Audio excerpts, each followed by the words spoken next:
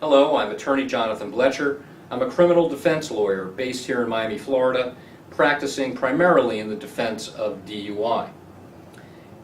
When I tell people I'm a criminal defense attorney, the most common question is, what do I do if I'm ever stopped for DUI?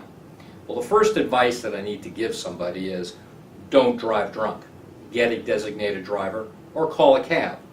Most restaurants and most businesses will call a taxi cab for you.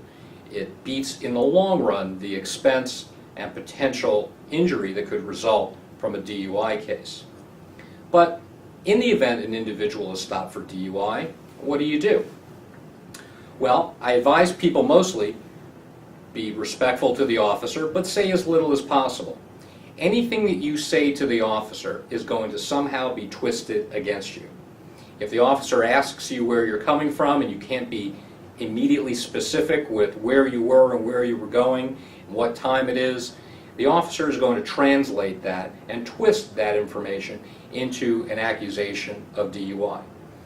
Have your driver's license documents readily available somewhere in your car to defeat the potential of an officer saying the individual wasn't able to find his documents or fumbled through his wallet to find his driver's license and registration, or handed me a Target gift card instead of his driver's license. So you always want to have your documents readily available to challenge the ability of the officer to make that allegation against you.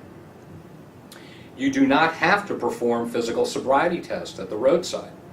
If you've had something to drink, an officer gets you out of the car and he wants you to do physical sobriety tests, there's a 95% chance that you're going to be arrested for DUI. So why give the officer any more evidence against you? Anything that you do from this time forward is going to be used against you. No matter how well you think you've done on the physical sobriety tests, unless you're a ballet dancer, you're not going to complete the test according to the standards that this officer has set. The bar is raised very, very high.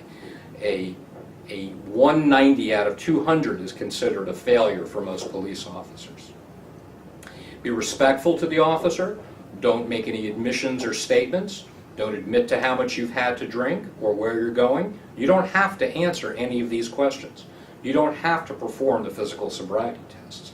You also don't have to take the breath test.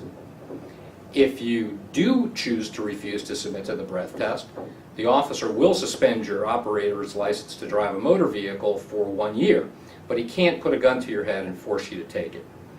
For information about these and other topics, visit our website at DUILawdefense.com. I'm Jonathan Blecher.